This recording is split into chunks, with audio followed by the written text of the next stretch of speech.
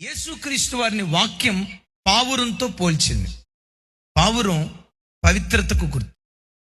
పావురం చేదు కట్టు లేని నిష్కలంకమైన జీవితానికి, నిష్కలంకత్వానికి, నిష్కపటత్వానికి ఇది గుర్తుగా ఉంది. పావురంలో ఉన్న నిష్కలంకత్వం ఏంటో తెలుసా? ఒక అద్భుతం. ఒక పావురంతో జత కట్టిన తర్వాత చనిపోయే వరకు ఆ రెండే కలిసి భార్యాభర్తలుగా బ్రతుకుతాయి.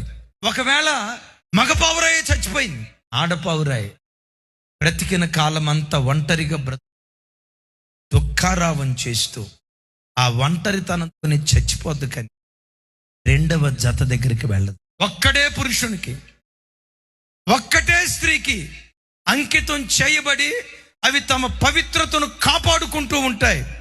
దైవజనమా, ఒకసారి నా వైపు చూడండి. ఏదైనా తోటలో దేవుడు ఆదామును కలుగు చేసినప్పుడు కూడా